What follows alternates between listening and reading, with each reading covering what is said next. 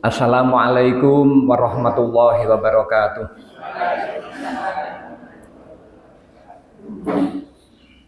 Alhamdulillahirabbil alamin.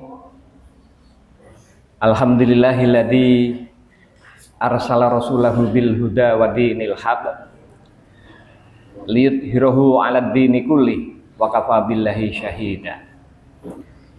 Asyhadu an la ilaha illallah wahdahu la syarikalah wa asyhadu anna Muhammadan abduhu wa rasuluh la nabiyya ba'da. Allahumma sholli ala sayyidina Muhammadin wa ala alihi wa ashabihi ajma'in. Amma ba'd. Qala Allah ta'ala fil Qur'anil Karim, a'udzu billahi minasyaitonir rajim. Ya ayyuhalladzina amanu taqullaha haqqa tuqatih wa la tamutunna illa wa antum muslimun. Subhanaka la ilma lana illa ma 'allamtana innaka antal alimul hakim. Shadaqallahul azim. Amma ba'd.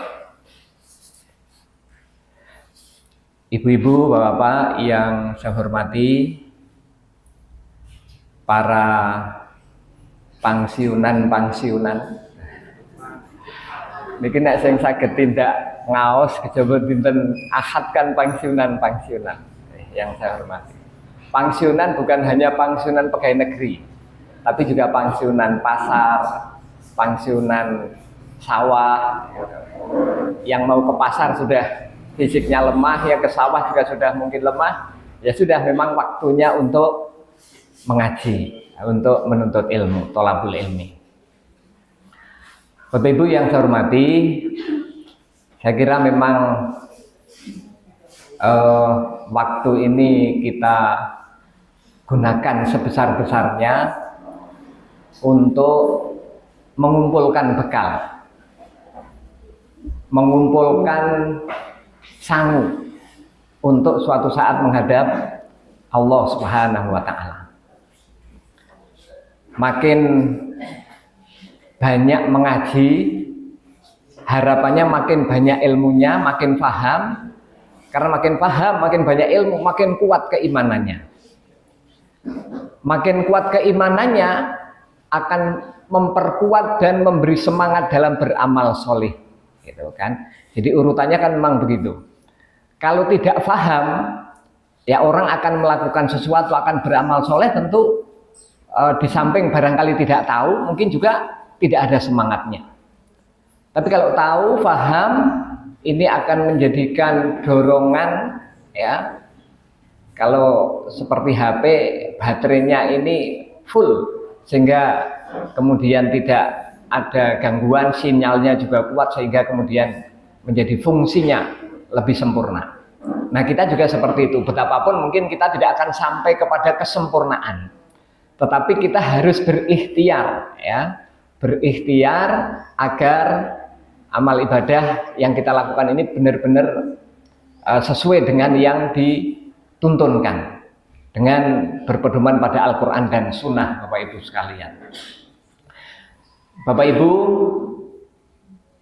saya dari tahun ke tahun di pengajian Ramadan ini bagiannya materi kemuhammadiyahan. Saya tidak tahu kok dianggap paling Muhammadiyah atau karena sebagai pengurus Muhammadiyah dan sebagainya. Tapi kenyataannya itu yang lalu juga kemuhammadiyahan. Nah, sekarang ini juga kemuhammadiyahan.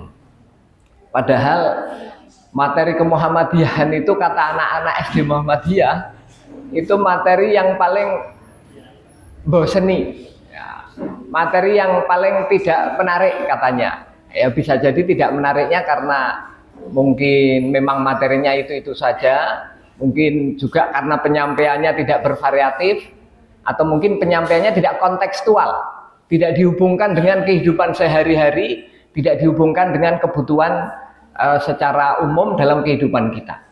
Sehingga memang materi apa itu pengajian, apa itu khutbah, kalau tidak dikontekstualkan dengan kehidupan itu seringnya tidak menarik. Tapi kalau kemudian dihubungkan, dikontekstualkan dengan kehidupan, itu biasanya jadi menarik. Nah, saya diberi materi ini juga sesungguhnya kurang menarik. Sejarah Muhammadiyah yang ini harus menggali informasi sejak zaman penjajahan Belanda. Kita bisa membayangkan zaman penjajahan Belanda. Jangankan penjajahan Belanda, ketika kita dulu masih muda ya, mudanya bapak-bapak ini kan belum ada yang namanya HP. Wong foto saja juga masih sangat sederhana, tidak bisa diedit-edit, itu tidak bisa diubah-ubah seperti sekarang. Sekarang kan foto bisa diubah. Yang wajahnya agak kehitam-hitaman barangkali bisa dicerahkan. Yang mungkin posisinya kurang pas dipas-paskan dan sebagainya, sehingga kadang kita melihat wajah di medsos gitu yang sudah melalui proses edit itu, kemudian ketemu orangnya itu kadang kita kaget atau pangling, kok tidak seperti yang di medsos ya gitu. Kan banyak juga orang yang ketemu jodoh itu melalui medsos. Ketika di medsos itu kelihatan, waduh, wajahnya cantik, wajahnya ganteng. Tapi setelah ketemuan ternyata kok biasa-biasa saja gitu. Nah ini karena memang sekarang eranya seperti itu. Nah dulu zaman penjajahan Belanda seperti apa yang namanya file, yang namanya dokumen, yang kan masih sangat sederhana. Sehingga sulit sekali sesungguhnya mau menggali informasi yang zaman yang digali informasinya itu dulu zaman penjajahan itu.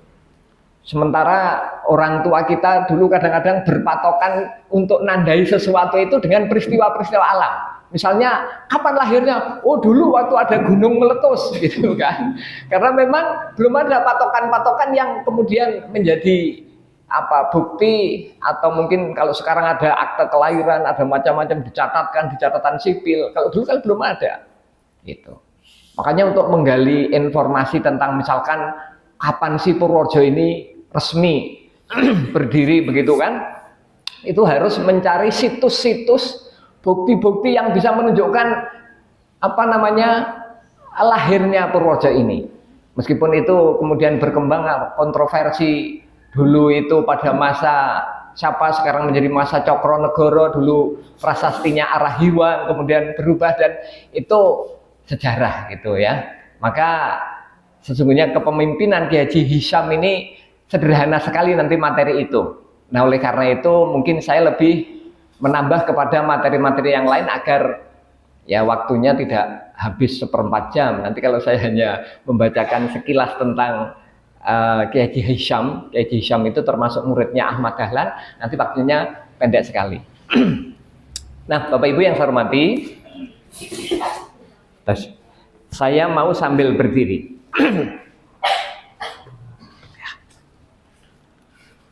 Ini pelajaran kemuhammadiyahan, Ibu sekalian.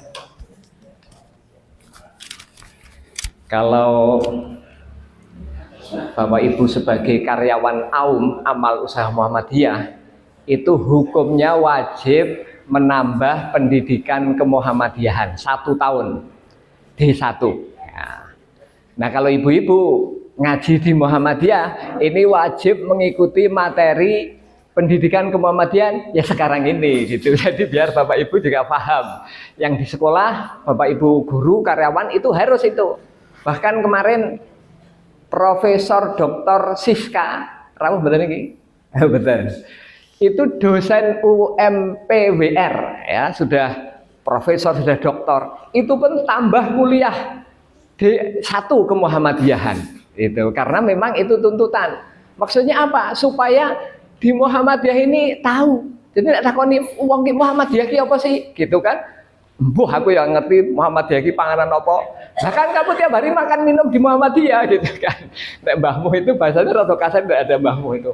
Mangan turu ngeseng nang Muhammadiyah itu, enggak tahu Muhammadiyah. Nah, ini makanya menurut saya penting Bapak Ibu. Kamu kok ngajinya di Muhammadiyah kenapa sih?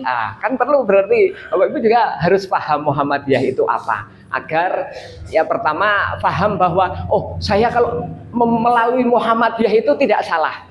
Kalau saya ngaji di Muhammadiyah itu tidak salah. Kalau misalkan saya terjun di Muhammadiyah, anak saya itu tidak salah. Kalau saya menyekolahkan anak saya di Muhammadiyah itu tidak salah. Nah, ini pentingnya memahami Muhammadiyah. Maka kemuhammadiyahan ini kalau bagi yang guru karyawan itu wajib D1 kalau panjenengan ya satu Ramadan ini sekali lah dapat materi kemuhammadiyahan ini, mudah-mudahan sudah cukup. Bapak Ibu yang saya hormati, selanjutnya kita lihat gambar ini Bapak Ibu. Nah, yang sebelah kiri ini gambarnya sinten?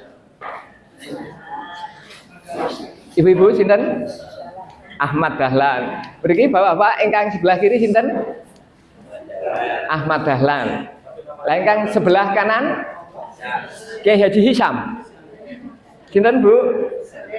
Yang sebelah kanan sinten Pak? Ahmad Darusman, Bapak Ibu. Niku gambar AI, mulane kula matur, lha dene kok ketok isih enom ketok rada resi. Niku AI.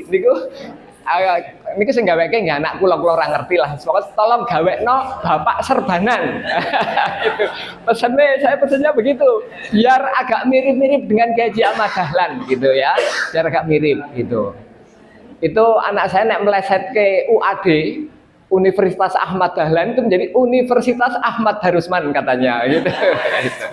Nah, Bapak Ibu sekalian, kembali ke sini dulu. Apakah lalu kalau tadi saya mengatakan kok materi yang diberikan saya adalah materi kemuhammadiyahan, apakah saya ini dianggap paling Muhammadiyah?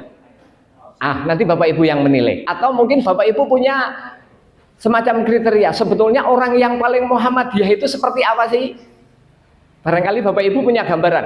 Apa sing bendino nganggo seragam Muhammadiyah? Ini hari ini saya pakai seragam Muhammadiyah karena akan mengajar ke Muhammadiyahan. Pakai sepatu juga, biasanya pakai sandal saya ngaji, tapi ini pakai sepatu. Karena biar menunjukkan Muhammadiyah itu modern, Bapak Ibu. Dulu ketika Ahmad Dahlan mengenalkan pendidikan, dulu pendidikan kan kalau zaman kalau semanten nggih, ngaji kan ontene sorogan. Preso ngaji sorogan. Sorogan itu berhadapan satu begitu. Tidak ada kemudian kelas pakai meja, pakai kursi, pakai papan tulis, pakai segala macam, apalagi seperti ini dulu belum ada. Nah, ketika Kiai Ahmad Dahlan memulai belajar, ada kelas, ada meja, ada kursi, ada nulis, dianggap kafir. Coba. Karena memang saat itu orang belum memahami cara sekolah, cara belajar yang lebih efisien, lebih efektif, lebih modern. Nah, sementara Ahmad Dahlan sebelumnya sudah belajar di sekolah yang didirikan oleh Belanda.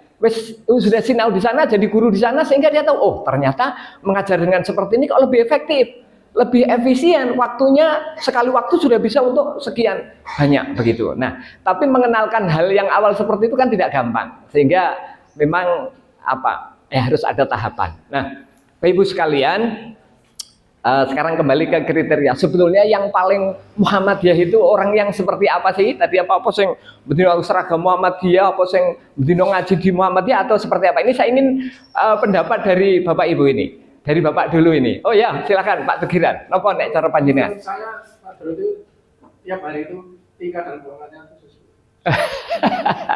Niku lak sing jenengan ketok. Sing ketok sing badan kita. Jadi betul keresa. Nggih. Kalau ibu-ibu ini, wah ini wong Pak Tugiran butuh giran ini. Monggo butuh giran. Nek cara panjenengan yang paling Muhammadiyah niku sinten? Yang seperti apa gambarannya butuh giran? Yang mantap dengan prinsip-prinsip keagamaan menurut sunnah dan Al-Quran. Alhamdulillahirrahmanirrahim. 100 ibu-ibu, 100 tambah 100. Jadi berapa itu? Jadi begini Bapak Ibu sekalian, memang bolehlah kita pakai simbol-simbol, misalkan bajunya, kemudian mungkin hal-hal yang terkait dengan ciri khas, tanda, simbol Muhammadiyah, ada bendera, ada atribut, ada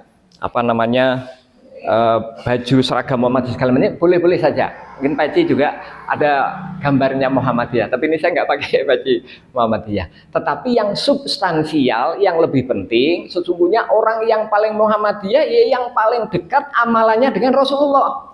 Karena makna Muhammadiyah ini kenapa? Makna Muhammadiyah apa? Secara bahasa. Pengikut Muhammad, pengikut Nabi Muhammad.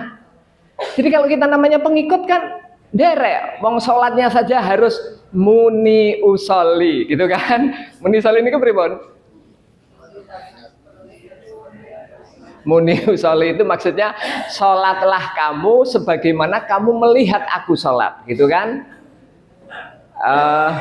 Jadi Rasulullah itu memerintahkan kepada kita supaya sholat kita itu seperti sholatnya Rasul. Itu sehingga bukan muni usolli itu usolli fardol begitu. Meskipun itu juga boleh-boleh saja, wong itu di luar sholat untuk menuntun niat hati begitu ya.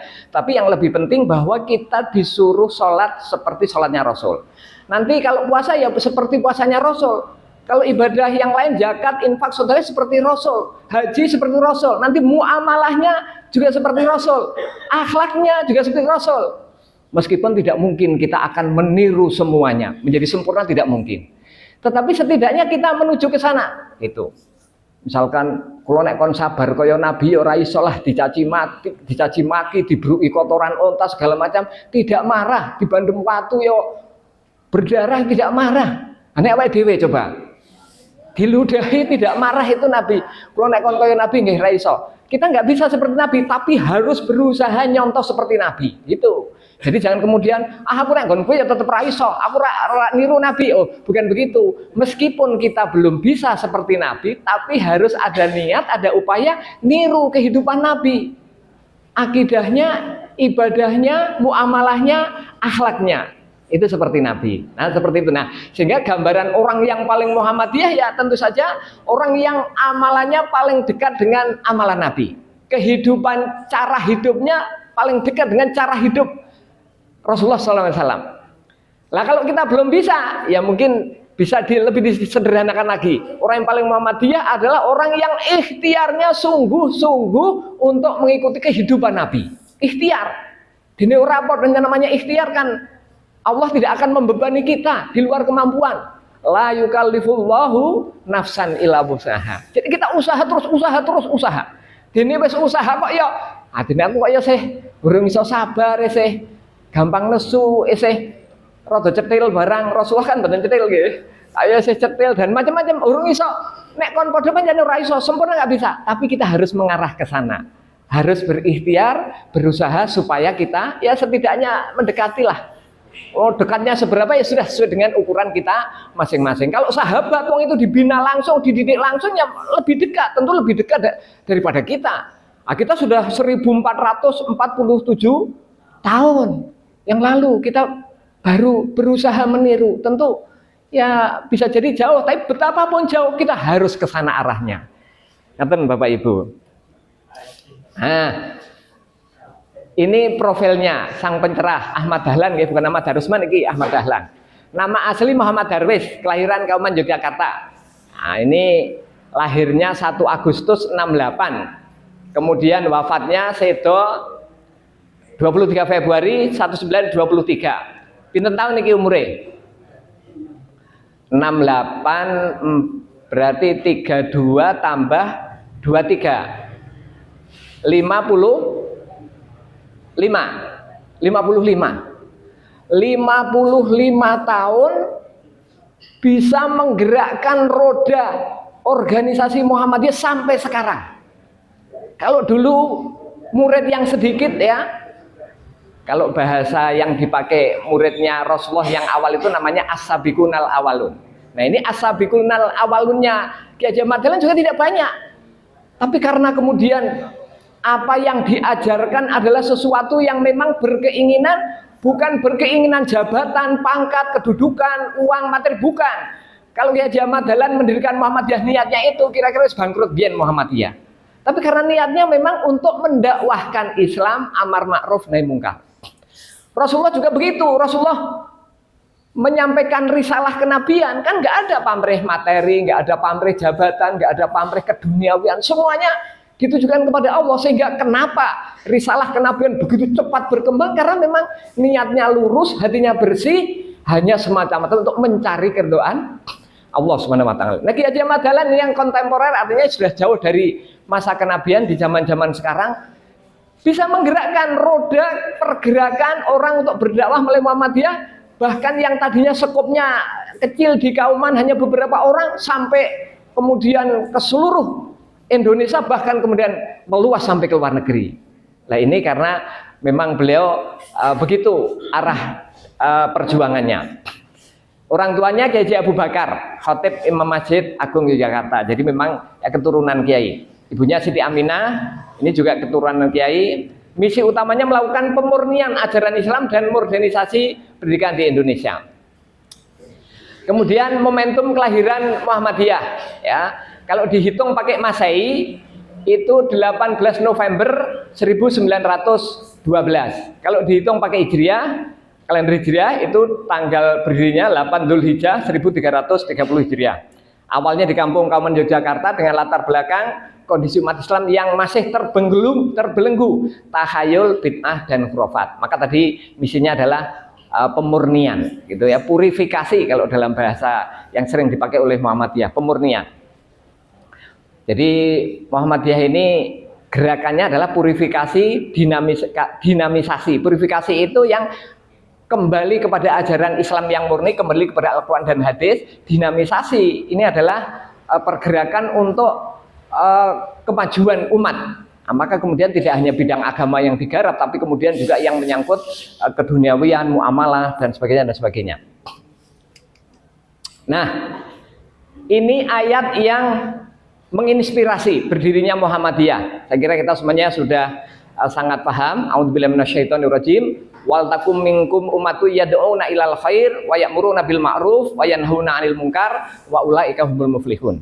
Hendaklah ada di antaramu segolongan orang yang menyeru kepada kebajikan, menyuruh berbuat yang ma'ruf dan mencegah dari yang mungkar. Mereka itulah orang yang beruntung. Jadi Bapak Ibu sekalian, ayat ini bukan hanya dulu saja penggunaannya ketika Muhammadiyah mau berdiri, ya sampai sekarang. Hendaklah ada segolongan umat, hendaklah ada segolongan masyarakat, hendaklah ada segolongan orang di Kuto Arjo ini yang mau menyeru kepada perbuatan yang baik, mengajak yang baik, yang ma'ruf dan mencegah yang mungkar. Dan ini akan terus berlaku sepanjang masa, sepanjang hayat, begitu ya. Artinya tugas untuk beramar ma'ruf dan mungkar itu terus saja itu. Nah, kita di lingkup kita ya di lingkup kita di Kuto Arjo. Kita sesederhana apapun, sekecil apapun harus ikut ambil bagian dalam upaya dakwah amar ma'ruf nahi mungkar. Lah, saya tidak banyak hafal Al-Qur'an, hadis, saya tidak fasih, apakah saya juga harus berdakwah? Berdakwah sesuai dengan ukuran kita. Baliu ani walau ayat. Sampaikan meskipun hanya satu ayat. Ini gambaran betapa sederhana kita menyampaikan, ngajak ngaji, kemudian memberi contoh, kemudian mungkin kita ya memberikan pelajaran apa yang sudah bisa hasil pengajian ini diceritake karo kancane, karo tanggane, kan sesederhana itu. Artinya kita tidak harus semuanya di panggung, di mimbar, tidak seperti itu. Dakwah yang bahkan Rasulullah dulu juga dakwahnya, apalagi masih ketika masih dakwah sir, ya, dakwah sembunyi-sembunyi karena memang ancamannya masih begitu kuat. Itu dari orang ke orang, dari rumah ke rumah, dan ternyata efektif. Itu. Sekarang ini yang banyak menempuh itu dari saudara kita jamaah tabligh. Itu apa namanya? Telaten itu. Bahkan dia sampai ke puncak gunung, sampai ke daerah-daerah terpencil itu didatangi dari rumah ke rumah, dari orang per orang. Bahkan kadang ketemu bakul es senang andalan sambil beli sambil diceramai, sambil diberi arahan dan pemahaman dan sebagainya. Jadi tugas ini terus melekat pada diri kita. Meskipun kita sekarang sudah berada di alam yang mungkin ya Muhammadiyah sudah berkembang, NU juga sudah berkembang, organisasi yang lain berkembang, tapi tugas ini tetap melekat. Kita punya kewajiban untuk mendakwahkan Islam amar ma'ruf nahi mungkar. Nah, surat Ali Imran ayat 31 ini kita semua harus jadi Muhammadiyah. Kenapa harus begitu? Mari kita lihat ayatnya. A'udzubillahi minasyaitonirrajim. Qul in kuntum tuhibbunallaha fattabi'uni yuhibbukumullahu wa yaghfir lakum dzunubakum wallahu ghafurur rahim. Yang artinya, katakanlah wahai Nabi Muhammad, jika kamu mencintai Allah, maka ikutilah aku, ikutilah Rasulullah. Ya, ikutilah aku. Nah, niscaya Allah akan mencintaimu dan mengampuni dosa-dosamu. Allah Maha Pengampun lagi Maha Penyayang. Itu yang saya hormati. Kalau kita mencintai Allah, dan kita mesti mencintai Allah yang Allah memberikan segalanya kepada kita. Allah yang menciptakan kita, Allah yang mengurus kita, Allah yang memberi rizki kita, Allah yang menyembuhkan sakit kita kalau kita sakit, Allah yang mencerahkan kita kalau kita sedang galau, ya toh, sedang sedih segala macam, kan Allah juga yang memberikan akhirnya kita menjadi bahagia, kan Allah juga. Jadi segalanya Allah yang memberikan kepada kita. Masa kita nggak mencintai Allah? Nah, caranya mencintai Allah bagaimana? Ikutilah aku, ikutilah Rasulullah. Nggak mungkin kita mencintai Allah kok dengan cara kita. Oh, Allah itu senengnya engkong, teri engkong, gitu kan? Das kebo misalkan. Kan jadi salah kita karena tidak tahu cara mencintai Allah itu seperti apa. Nah, supaya tidak salah, Rasul sudah memberi petunjuk kepada kita. Nek mencintai Gusti Allah, ya terserah kali Gusti Allah, caranya berpon, ikutilah aku, ikutilah Rasulullah. Maknanya kita kemudian harus belajar peri kehidupan Rasulullah sehari-hari seperti apa, supaya kita tidak salah dalam mencintai Allah. Nah, mengikuti aku itu artinya kemudian kita diperintah untuk belajar dari Al-Qur'annya dan As-Sunnahnya. Karena Rasulullah itu meninggalkan wasiat, taraktu fikum amroini lam tadillu ma tamasaktum bihima, kitaballah wa sunnatar rasulih. Aku tinggalkan kepada kamu sekalian dua perkara yang kamu tidak akan pernah tersesat selama-lamanya kalau berpegang teguh pada dua perkara itu. Apa? Kitabullah wa sunnatar rasulih. Kitab Allah Al-Qur'an, sunnah Rasul, hadis-hadis makbulah yang menjadi pedoman kita. Nah, jadi artinya memang kita diperintah untuk belajar supaya kita bisa meniru Rasul, kan kita harus belajar, mempelajari Al-Qur'annya, mempelajari hadisnya, supaya kita bisa meniru, meneladani, mencontoh kehidupan Rasul. Lah kalau kita misalkan sholat wajib, sholat sunat, supaya bisa sama seperti Rasul, kan kemudian kita belajar hadisnya. Kalau kita taraweh, misalkan berapa jumlah rokaatnya, bagaimana polanya dan sebagainya, meskipun itu pilihannya banyak ya, di Tarjih pun juga menjelaskan pilihannya banyak. Jadi kita kalau sudah paham itu tidak gampang menyalahkan. Kok itu dua salam dan sebagainya, kok itu 4 salam 3 salam, enggak apa-apa. Masing-masing ada tuntunannya, masing-masing ada hadisnya. Adapun kemudian kita memilih yang 4-4-3, yaitu pun juga ada dasarnya. Sehingga ini sesuatu yang kalau sudah sampai kepada furu', kepada cabang, kepada fikih, kita harus tasamuh, kita harus hormat menghormati, saling menghargai. Nah, kalau sudah seperti itu, insya Allah kita tidak gampang cekcok dengan pihak yang lain. Nah, Bapak Ibu sekalian, kembali ke sini. Jadi, kenapa kita harus jadi Muhammadiyah? Karena di situ perintahnya, kita mencintai Allah harus lewat aku, lewat Muhammad. Berarti kan kita menjadi Muhammadiyah. Karena Muhammadiyah itu maknanya pengikut Nabi Muhammad. Lah menisoniri seperti itu, tapi ini makna bahasa. Makna bahasa Muhammadiyah itu Muhammad dan iyah. Muhammad itu Nabi Muhammad, iyah itu pengikut. Muhammadiyah maknanya pengikut Nabi Muhammad. Tapi kalau secara istilah Muhammadiyah maknanya, Muhammadiyah adalah gerakan dakwah amar ma'ruf nahi mungkar dan tajdid yang bertujuan menegakkan dan menjunjung tinggi agama Islam sehingga terwujud masyarakat Islam sebenar-benarnya. Kalau ini makna organisasi Muhammadiyah. Dan makna ini tentu tidak mengharuskan, oh kalau begitu saya harus menjadi warga Muhammadiyah, menjadi pengurus Muhammadiyah, menjadi, tidak harus seperti itu sih. Jadi kalau ini makna yang secara organisasi, kita bebas berorganisasi di Muhammadiyah, di NU, mungkin di apa lagi? Tabligh, mungkin di Salafi, mungkin, dan yang lain tidak masalah. Tapi kalau secara hakiki, secara hakikat kita memang tidak boleh tidak menjadi Muhammadiyah. Nah, kalau tidak menjadi Muhammadiyah, menjadi pengikutnya siapa coba? Apa menjadi Abu Lahabiyah? Kan tidak mungkin. Abu Lahabiyah kan berarti kita pengikut Abu Lahab kan, atau Abu Jahaliyah kan nggak mungkin. Ya kita tetap semuanya itu sesungguhnya secara hakikat kita umat Islam itu semuanya Muhammadiyah. Karena semuanya mesti menjadi pengikut Nabi Muhammad. Adapun organisasi ini wadah, gerakan, alat untuk memperjuangkan Islam supaya tadi itulah Muhammadiyah. Niki rada grok.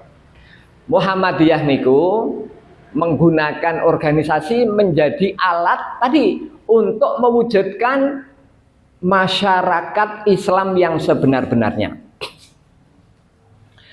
memang tidak bertujuan mendirikan negara Islam, ya, terlalu kontroversi. Meskipun nama negaranya tidak Islam, tapi masyarakatnya sudah Islami, ya, masyarakatnya sudah pola hidupnya ini apa namanya, yang menggunakan pola hidup Islam kan sudah cukup sesungguhnya. Namanya tetap NKRI, harga mati misalkan gitu kan. Tapi kehidupannya itu dilandasi, diwarnai dengan nilai-nilai Islami yang berlandaskan pada Al-Quran dan Sunnah.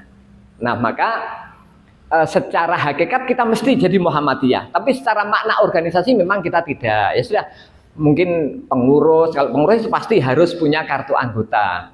Atau mungkin simpatisan yang saya kepengen punya kartu tanda anggota, enggak apa-apa daftar ke PCM, yang ibu-ibu yang saya pokoknya jadi jamaah pengajiannya saja, enggak apa-apa. Memang tidak harus secara apa namanya formal jadi anggota Muhammadiyah dengan kartu tanda anggota, tidak harus seperti itu.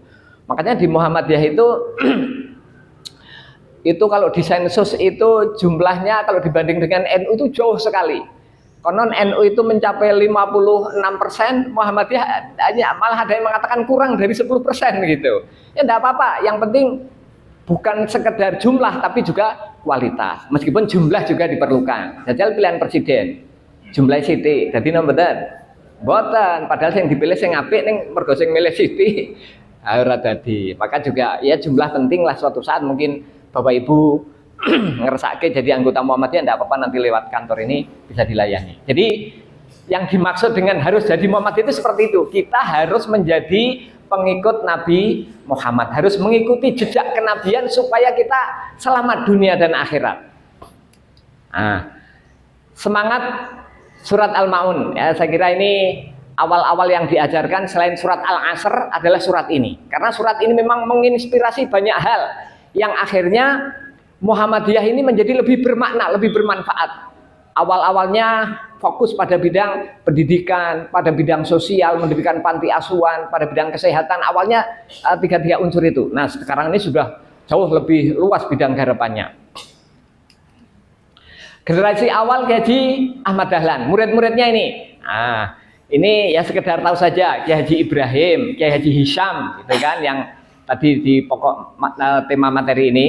Kemudian Kiai Haji Fahrudin, Kiai Haji Mas Mansur, Nyai Haji Ahmad Dahlan, Siti Walidah niku garwane niku nggih berawal dari menjadi muridnya. Haji Muhammad Suja ya. Kemudian Raden Hajid, Siti Bariyah dan Siti Mundiah dan kader kauman yang lainnya yang tentu tidak semuanya bisa disebutkan. Tapi secara umum as-sabiqunal awalun, generasi awalnya itu. Nah setelah itu lalu berkembang. Dulu konon ada murid Kiai Haji Ahmad Dahlan yang berasal dari Sangu Banyu.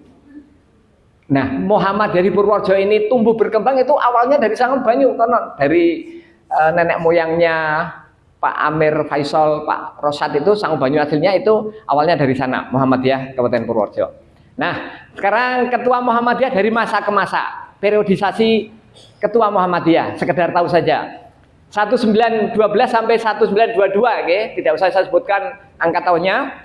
Yang awal tentu Kiai Haji Ahmad Dahlan, kemudian Kiai Haji Ibrahim, lagi Kiai Haji Hisham ini periode yang ketiga. Kiai Haji Mas Mansur, Ki Bagus Hadi Kusumo, Buya Air Sultan Mansur, Haji Malik Yunus Anis, Kiai Haji Ahmad Badawi, Fakih Usman, A.R. Fahrudin, Ashar Bashir, Amin Rais ya, Profesor Dr. Amin Rais, Profesor Dr.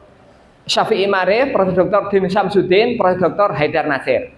Nah setelah Pak R. Fahrudin, setelah Ashar Bashir ini memang sudah ya generasi-generasi yang lebih terdidik, maka hampir ini 4 tahun sampai hari ini ketuanya adalah Profesor Doktor. Artinya orang-orang yang secara kualitas keilmuan agamanya bagus, keilmuan umumnya juga bagus.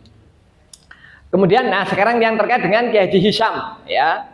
Ini materinya tidak banyak dan tadi saya katakan karena ini menggali informasi di masa-masa dokumentasi itu begitu apa namanya belum begitu seperti sekarang, begitu sulitnya. Apakah itu berupa foto, berupa dokumen yang lain begitu sulit. Namun demikian tetap ada dokumen awal tentang Muhammadiyah ini. Lahir Kauman 10 November 1883. Masa jabatan 1932 sampai 1936, hanya 3 tahun. Bapak Ibu sekalian masa jabatannya. Kemudian sejarahnya ini terpilih sebagai Presiden HB Muhammadiyah pada Kongres ke-23 di Yogyakarta. Apa keistimewaannya? beliau merupakan satu-satunya murid inti hasil didikan langsung Kiai Ahmad Dahlan yang menjabat sebagai pucuk pimpinan di masa tersebut, pucuk pimpinan Muhammadiyah. Jadi memang tidak semua muridnya itu lalu jadi ketua Muhammadiyah pada periodenya. Tentu karena murid saat itu kan juga mungkin usianya hampir sama, orang-orang awal, hampir sama dengan Kiai Ahmad Dahlan. Tentu periodisasinya kemudian akan dilanjutkan oleh murid-murid tingkat lanjutannya, tingkat bawahnya. Kemudian seperti apa karakternya? Dikenal sebagai sosok yang sangat disiplin, tertib administrasi dan berpikiran maju. Jadi waktu itu yang disiplin, yang tertib, yang maju, yang teradministrasi baik itu kan Belanda.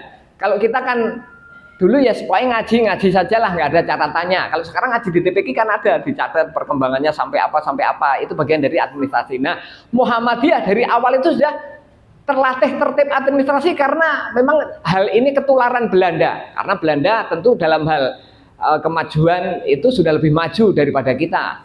Nyatanya jajah kita, nek kita lebih maju kan kita yang jajah Belanda, tapi Belanda yang jajah kita. Apa kontribusinya? Fokus utama profesionalisme institusi pendidikan dan ketertiban organisasi. Jadi dia lebih banyak jasanya di bidang pendidikan. Kontribusi utama adalah amal usaha pendidikan, membuka jalan bagi sekolah Muhammadiyah untuk mendapatkan pengakuan dan kesetaraan dengan sekolah pemerintah kolonial tanpa menghilangkan ciri khas Islamnya. Jadi maksudnya karena waktu itu pemerintahan kita kan masih pemerintahan Belanda, sehingga tetap butuh pengakuan. Sebab kalau tidak diakui bisa dibubarkan, bisa dilarang, maka butuh pengakuan. Sampai sekarang pun Muhammadiyah tetap berkolaborasi, bersinergi dengan pemerintah. Apapun keadaan pemerintahnya, seperti apapun pemimpinnya, tetap kita kerjasama dengan pemerintah. Coba kalau tidak kerjasama dengan pemerintah, yang mengeluarkan izin PKU, yang mengeluarkan izin sekolah, yang mengeluarkan apapun lembaga-lembaga yang ada di Muhammadiyah ini pemerintah. Nah, kalau kita nyengiti pemerintah, tidak mau kerjasama dengan pemerintah, ya izin-izin itu nggak terbit, PKU nggak bisa beroperasional, pendidikan nggak bisa berjalan. Sehingga ya betapapun kita tetap kritis dengan pemerintah, tapi kita tetap mendukung, kita kerjasama, kita berkolaborasi, dan kita berkontribusi kepada pemerintah yang yang sah begitu. Dari dulu juga sudah seperti itu. Revolusi pendidikan Muhammadiyah, jadi menyamai standar global government, ya.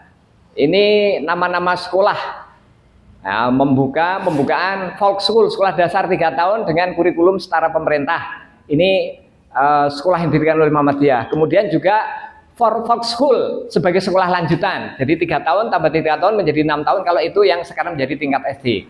Kemudian strategi kompetisi positif, mendirikan HIS, Holland Indisch School, Meet the Quran. Nah, ini tambahnya Meet the Quran ini. Karena di sini ada Bible, Meet the Bible untuk menyaingi. Langkah ini diambil untuk mengimbangi sekolah-sekolah misi HIS, Meet the Bible, agar putra-putri Islam mendapatkan kualitas pendidikan Barat tanpa kehilangan akidah. Jadi dulu Kiai Ahmad Dahlan itu kenapa mau masuk ke sekolah, mau ngajar di sekolahnya, sekolah yang didirikan oleh Belanda. Yang tentu Belanda selain misi menjajah ekonomi, juga ingin menjajah ideologi, juga menjajah akidah. Maksudnya apa? Ya mungkin kalau Indonesia saat itu negara yang mayoritas penduduknya Islam, kalau bisa kemudian ditarik-tarik, diarah-arahkan, dipengaruhi supaya pindah agama ke agama Nasrani. Nah, Kiai Ahmad Dahlan itu dari sisi yang positif mencuri pendidikan-pendidikan yang ada di sekolah Belanda. Maka waktu itu ketika dia menjadi guru di sekolah Belanda, itu sorenya murid-murid yang di sekolah Belanda itu kemudian dikumpulkan di rumahnya untuk mendapatkan pencerahan tentang al-Islam supaya dia tidak gampang katut ke sana. Dan ternyata efektif. Bahkan kemudian murid-murid itu mengusulkan supaya Kiai Ahmad Dahlan juga membuat kader-kader, menyiapkan orang yang nanti akan meneruskan perjuangan Muhammadiyah. Sehingga berdirinya Muhammadiyah ini inspirasinya jadi murid-muridnya. Kiai benjang nek Kiai sedo, sinten sing badhe meneruskan pelajaran menika Kiai. Bahasane Jawa wong ten Jogja mriko. Nah, terus Ahmad Dahlan berpikir apa yang menjadi usulan santrinya itu direnungkan, dicari-cari rujukan di Al-Quran, di hadis segala macam itu. Nah, ketemu tadi surat Ali Imran ayat 104. dan seterusnya. Nah, akhirnya kemudian sepakat, ya sudah, berarti supaya besok nek saya mati ada yang meneruskan perjuangannya, ono yang meneruskan dakwah amar ma'ruf nahi munkar, dirikan organisasi. Maka tadi organisasi itu sebagai alat perjuangan. Nek dhewean mati rampung, sapa sing neruske? Tapi nggak berorganisasi, ketuanya mati, ono yang neruske, nanti tumbuh ketua yang baru, tumbuh ketua yang baru, terus saja begitu, sehingga dakwah ini tidak terputus. Makanya penting juga kalau Bapak Ibu yang punya waktu, punya skill, punya kemampuan, ikut terjun di Muhammadiyah. Kenapa? Karena ini bagian dari estafet yang nanti biar ada terus yang meneruskan. Sekolah juga begitu. Sekolah jangan sampai mati kalau sudah ada, karena ya disitulah nanti anak-anak dididik bagaimana ilmu umum itu disampaikan, ilmu agama juga disampaikan.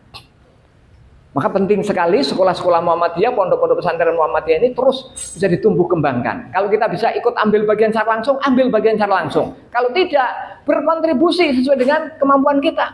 Kula mboten saged melu ngewangi mulang, wong kula ya bekal pendidikane pas-pasan, pun kula melu ngewangi danane.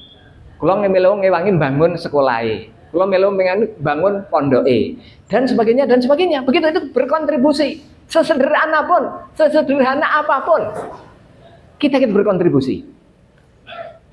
Kan setelah Nabi meninggal itu sudah tidak ada Nabi lagi. Dan terus apa sih ngarep neruske? Ya tadi itu pesannya supaya kita berpegang teguh pada Al-Qur'an dan hadis. Maknanya kita suruh belajar seperti itu supaya bisa belajar. Ono gurune, ono muridnya. Artinya memang harus ada yang mengajar supaya orang-orang ini bisa berkelanjutan meneruskan apa yang dulu diajarkan oleh Nabi. Maka kalau dalam hadis ya, al ulama warasatul anbiya, ulama itu penerus, pewaris para nabi. Kalau yang ini periode kenabian Muhammad kan sudah nggak ada nabi lagi. Kalau nabi yang dulu masih ada periode-periode sampai yang terakhir Rasulullah Muhammad yang itu sudah penutup para nabi, penyempurna risalah kenabian-kenabian sebelumnya.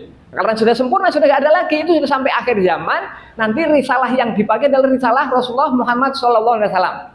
Nah, maka kemudian para ulama itulah yang meneruskan risalah kenabian untuk menyampaikan, mengajarkan, mendidik supaya orang bisa melaksanakan ibadah ini sesuai dengan Al-Quran dan Sunnah, supaya bisa berpegang teguh pada Al-Quran dan hadis, supaya kita meniru, mencontoh, beritibak kepada Rasulullah SAW. Nah, maka kita ya tentu kalau toh kita tidak, saya kan bukan ulama, masa saya suruh ceramah? Memang tidak harus ceramah semua. Kita berkontribusi, kita ambil bagian supaya ilmu-ilmu ini bisa tersampaikan kepada masyarakat, kepada jamaah, kepada anak-anak kita yang supaya mereka juga menjadi penerus.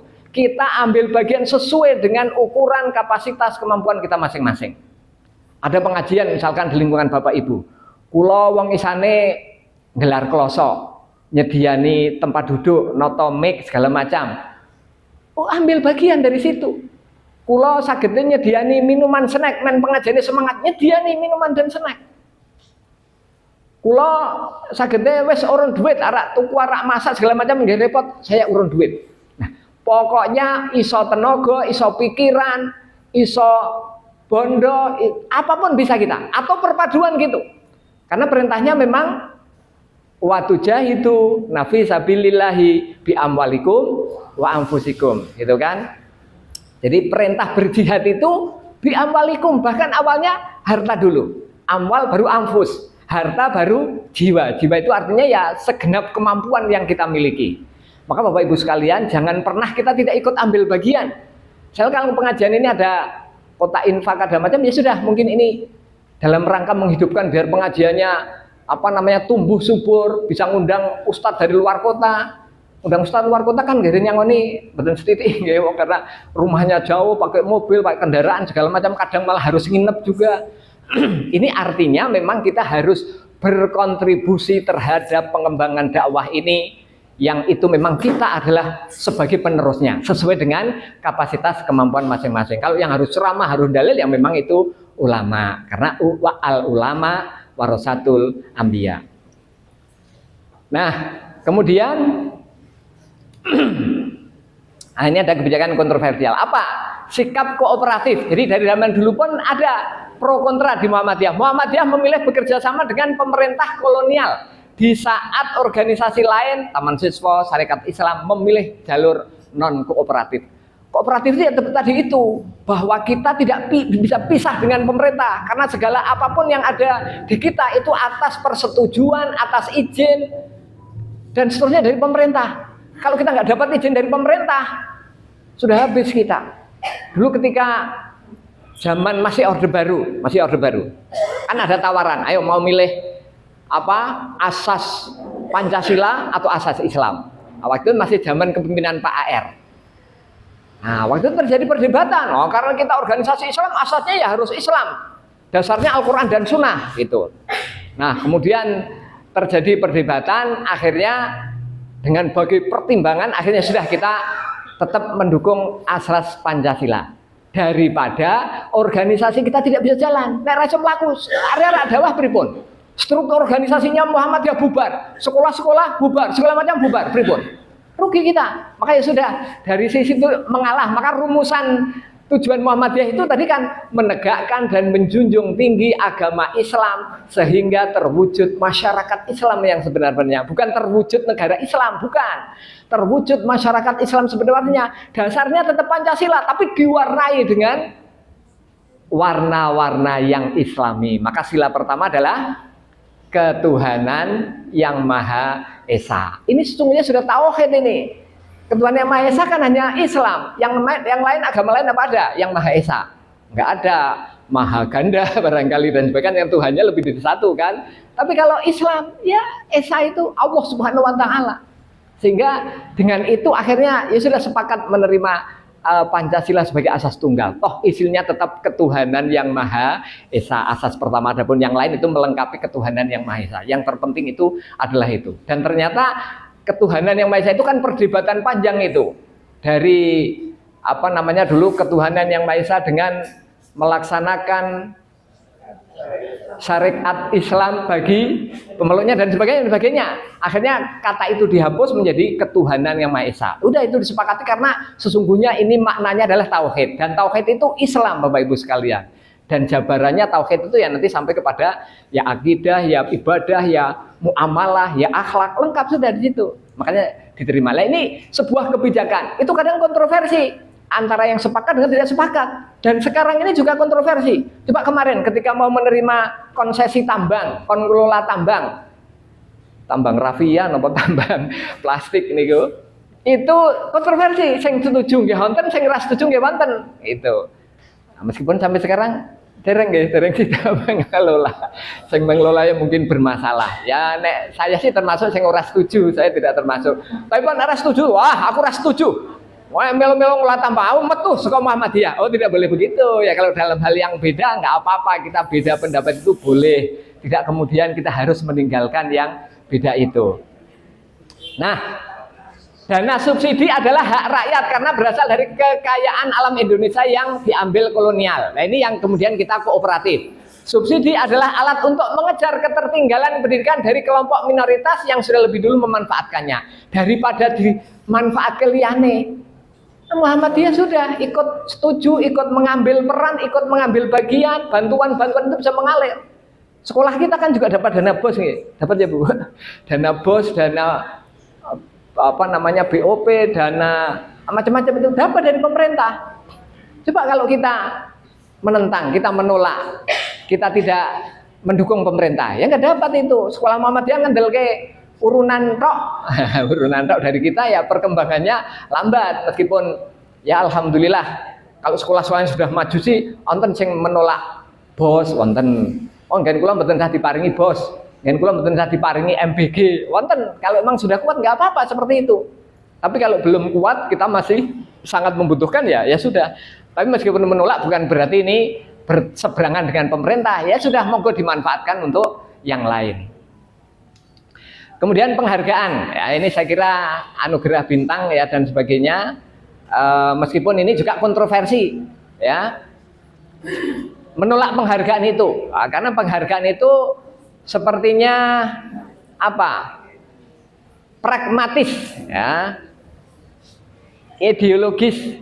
Maksudnya ini ada keterpengaruhan terhadap pemerintahan saat itu. Maka ada yang kemudian menolak. Tapi ada yang tadi yang kooperatif sudah diterima wong penghargaan. Ya, sesuatu yang memang diharapkan bisa mengangkat harkat martabat Muhammadiyah. Muhammadiyah di bawah kepemimpinan Hisham. Nah, ini fokus pada pendidikan ya. Tadi misalkan sistem pendidikan yang modern. Di masa dulu pun sudah modern. Tanda kemodernannya itu seperti tadi itu. Cara belajarnya kalau yang zaman waktu itu belum populer, orang belajar baru satu lawan satu gitu, maksudnya satu orang berhadapan dengan satu guru. Tapi kemudian sudah diajarkan model pendidikan secara klasikal, ada meja, ada kursi, ada nulis segala macam yang waktu itu disebut sebagai cara orang kafir. Kemudian administrasi juga sudah terlatih untuk tertib. Nah, sekarang ini Muhammadiyah jangankan yang betul-betul lembaga formal, sekolah, PKU atau apa, ini yang PCM, PCA, kemudian ranting, ini laporannya itu sudah pakai target-target gitu, KPI namanya, Key Performance Indicator. Ya, jadi apa itu? Indikator keberhasilan terhadap program yang diselenggarakan. Misalkan PTM Kutarjo ini kepemilikannya yang dulu diperbankan, misalkan punya masjid, punya jamaah pengajian, punya gedung dakwah, punya fasilitas apa, kegiatannya apa, semuanya itu ditulis dalam bentuk teradministrasikan. Nah, ini model-model yang merupakan tertib administrasi, pengembangan cabang dan ranting dan seterusnya. Gaya kepemimpinan beliau sebagai sosok yang disiplin, pragmatis dan memajukan amal usaha Muhammadiyah. Warisannya apa? Warisannya pendidikan Muhammadiyah menjadi sistem yang kokoh dan mandiri secara kualitas berkat keberanian mengambil strategi yang populer, yang tidak populer. Maksudnya tidak populer itu hurung umum nang masyarakat. Ya seperti sekarang ini kalau sekolah pengen maju harus berani mengambil sesuatu yang hurung umum. Gitu. Dulu saya masih ingat ketika kita belajar ke SD Muhammadiyah Sapen di Kuto Arjo ini belum ada model melayani siswa kok gurunya ngadeg nang gerbang terus nyalami siji-siji, belum ada. Dulu belum ada. Tapi di Sapen sudah begitulah, kita niru dari sana. Nah, ternyata hal yang belum dilakukan oleh umum dan itu baik, itu menjadi bagian daripada yang akhirnya orang memilih, akhirnya orang menganggap bahwa itu jauh lebih maju. Dulu bagaimana supaya bisa memperoleh kejuaraan dalam lomba? Wah, ternyata dengan pola yang kita belajar dari Sapen sana, kalau mau lomba itu bukan hanya 1 minggu sebelum lomba dilatih. Lombanya di kelas 5, dari kelas 3 sudah dilatih. Yang sekarang ini masih terus berjalan ya Bu. Itu seperti itu. Akhirnya sesuatu yang orang lain belum melaksanakan tapi itu baik, kita mendahului, kita mengawali. Nah, seperti itu Muhammadiyah menjadi pionir. Kemudian ya ini kualitas pendidikan harus setara dengan standar terbaik pada zamannya. Nah, kalau dulu ya dulu, sekarang patokannya. Kepemimpinan harus mengelola konflik antara tradisi dan kemajuan. Jadi Bapak Ibu sekalian, kadang dalam proses berorganisasi, dalam pengembangan amal usaha itu kita sering ketemu dengan hal-hal yang bertentangan dengan mungkin kultur masyarakat, budaya masyarakat. Nah, kita harus arif dan bijaksana. Jangan sampai kemudian misalkan orang jadi takut sekolah di Muhammadiyah karena yang diterangkan tentang misalkan syirik, bid'ah, khurafat dengan cara yang salah. Itu tetap diterangkan tapi dengan cara yang benar. Itu. Dulu Pak Tafsir pernah menjelaskan tentang bagaimana memahamkan orang yang masih biasa melaksanakan sedekah laut misalkan. Itu kan tidak kemudian sedekah laut itu syirik, masuk neraka semua kamu, bisa digebuki orang kita kalau ngomong begitu. Harus dengan cara yang baik, benar, bijaksana. Salah satunya adalah yang dikatakan Pak Tafsir, ya sudah nggak apa-apa, ini kita motong sapi, motong kerbau, kita jangan serakah-serakah. Sebagian di parengke iwak, nggo makan iwak, meniwake gede-gede, sesuk nek wis gede-gede dijaring, dijolo, dipancing. Kan untuk kita juga. Wis guang ring laut, nggo makan iwak. Sing diowahi napa nih? Niate ring larung ndas kebo tesik mboten? Masih. Tapi itu tahapan. Nanti nek wis paham ya orang nganggo larung. Ini awal harus begitu, harus bijaksana. Nah, di sekolah, di Muhammadiyah, di organisasi sering kita ketemu dengan kultur yang kadang-kadang bertentangan dengan syariat Islam. Nah, itu harus harus arif dan bijaksana. Nah, terakhir nih, jadilah dokter, jadilah insinyur, ya, jadilah guru, jadilah apa saja, pengusaha, apa, tapi kembalilah kepada Muhammadiyah. Niki pesene Ahmad Dahlan. Ada lagi pesannya, aku titipkan Muhammadiyah kepadamu, kepada kita. Untuk apa? Untuk meneruskan. Lah sapa sing arep neruske dakwah kalau bukan kita? Sapa sing arep neruske dakwah kalau bukan orang yang paham dengan tadi pengikut Muhammad, harus menjadi pengikut Muhammad ya, karena pesan Allah apa tadi? Kalau kamu mencintai Allah, maka ikutilah aku. Qul in kuntum tuhibbunallah fattabi'uni yuhibbukumullah wa yaghfir lakum dzunubakum. Al-ayah. Seperti itu. Jadi supaya orang tahu, oh caranya cinta kepada Allah itu harus mengikuti Rasulullah. Lah supaya bisa tahu apa yang diikuti itu, apa yang kita lakukan itu sesuai dengan orang yang kita ikuti, harus belajar melalui dakwah-dakwah seperti ini. Sekolah, PKU, panti asuhan, lembaga-lembaga apapun di Muhammadiyah sesungguhnya perannya itu, Bapak Ibu sekalian. Kok nganggo dadak ngurusi bencana barang sih, kokean gawean, kurang gawean kok ngetoke duit barang. Oh, bukan itu. Di sana ada nilai-nilai dakwah. Jajal wong nek sengsara ditekani, seneng nambahan. Wong sengsara kenang bencana dibantu, seneng nambahan. Nek seneng kira-kira ngalem napa nyacat? Ngalem. Wong dibantu masa nyacat. Nah, orang kalau dalam keadaan sulit, dalam keadaan repot, dalam keadaan sakit, itu biasanya dimasuki kebaikan dengan lebih mudah. Sek lara dituturi, gampang. Bapak niki panjenengan sinaosa gerah niku estunipun tandha katresnanipun Allah dhateng panjenengan. Sebab napa? Dosa-dosa panjenengan berguguran, diampuni kalih Gusti Allah. Niki petugas Pak Arwan niki riyen PKU niku nasihati seperti itu. Jadi disenangkan. Orang itu lebih mengena itu. Jajal wong sing awake gagah duwite akeh nasihati kaya ngono. Sira cah cilik, sira kan sapa sing nasihati aku. Angel itu, apalagi pejabat, apalagi orang punya kekuasaan, sulit itu dinasihati. Maka dakwah itu berbagai pendekatan. Melalui berbagai cara. Maka ada MDMC yang ngurusi bencana-bencana itu, ada panti asuhan, ada lembaga ekonomi, ada macam-macam. Itu semuanya adalah berperan untuk mendakwahkan Islam amar ma'ruf nahi mungkar. Caranya sesuai dengan perkembangan zaman dan tuntutan zaman. Jadi maka mari kita putra-putra panjenengan jadi apapun silahkan. Jadi pengusaha silahkan, jadi petani sukses silahkan. Jadi pedagang silahkan, jadi insinyur, dokter, jadi menteri, presiden, monggo tidak apa-apa, tapi kembalilah kepada Muhammadiyah. Maknanya dukung dakwah Muhammadiyah. Jadi pejabat gampang ke perizinan mendirikan sekolah Muhammadiyah, gampang ke izin-izin untuk kepentingan kebaikan. Pengarak sholat nang lapangan kok dingel-ngel misalkan, karena pejabatnya mungkin nggak seneng dengan Muhammadiyah, misalkan dengan cara ibadah seperti itu. Nah, kalau pejabatnya paham Muhammadiyah, kemudian orang-orang yang duduk di legislatif di pemerintahan paham Muhammadiyah akan mudah urusannya. Wong ming beda dina riyaya arak nganggo lapangan ra oleh, dingel-ngel, dilarang. Tapi kan gone malah ngomongan seperti di Madura itu kan ada kasus seperti itu, akhirnya dicaci maki oleh banyak orang itu di medsos itu. Nah, maka mari kita kembali ke Muhammadiyah. Aku titipkan Muhammadiyah kepadamu, kepada kita. Mari titipan itu kita upayakan untuk terus kita tumbuh kembangkan agar kita berkontribusi terhadap tugas kita sebagai meneruskan risalah kenabian, yakni dakwah amar ma'ruf nahi mungkar. Demikian yang saya sampaikan. Terima kasih. Tadi mulainya memang sudah lebih sehingga ini lebih sedikit. Mohon maaf. Nasru minallah wa fathun qarib wa basyiril mu'minin. Assalamualaikum warahmatullahi wabarakatuh.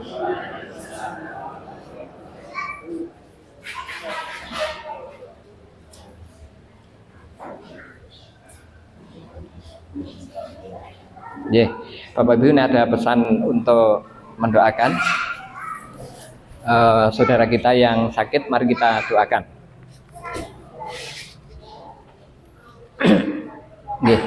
Biar gampang, kalau menirukan nanti kadang-kadang juga belum tentu pas, maka saya berdoa Ibu, Bapak Ibu mengaminkan. Bu Marni binti Pawito, alamat Rejosari Kemiri, sedang dirawat sakit di Rumah Sakit Umum Dr. Citro Wardoyo. Beliau jamaah kajian rutin Ahad pagi Masjid Darussalam. Jadi jamaah kita di sini hanya orangnya seperti apa mungkin kita belum paham, tapi ini jamaah kita doakan. Ya kalau toh bukan jamaah kita, kalau ada orang minta doa, kita doakan Bapak Ibu sekalian. Moga Bapak Ibu sekalian, a'udzubillahi minasyaitonirrajim. Bismillahirrahmanirrahim. Alhamdulillahirabbil alamin. Allahumma sholli ala sayyidina Muhammadin wa ala alihi wa ashabihi ajmain. Allahumma rabban nasi adhibil ba'sa isfi antas syafi la shifaa illa shifauka shifaa la yughadiru saqama. As'alullahal azim rabbal arsyil azim ayyasfiyaka. As'alullahal azim rabbal arsyil azim ayyasfiyaka. As'alullahal azim rabbal arsyil azim ayyasfiyaka. As'alullahal azim rabbal arsyil azim ayyasfiyaka. As'alullahal azim rabbal arsyil azim ayyasfiyaka. As'alullahal azim rabbal arsyil azim ayyasfiyaka. As'alullahal azim rabbal arsyil azim ayyasfiyaka. Allahumma shfi Ibu Marni binti Pawito. Allahumma shfi Ibu Marni binti Pawito. Allahumma shfi Ibu Marni binti Pawito. Allahumma arinal haqqa haqqa warzuqna ittiba'ah wa arinal batila batila warzuqna ijtinabah. Rabbana atina fid dunya hasanah wa fil akhirati hasanah wa qina adzabannar. Subhana rabbika rabbil izzati amma yasifun wa salamun alal mursalin walhamdulillahi rabbil alamin.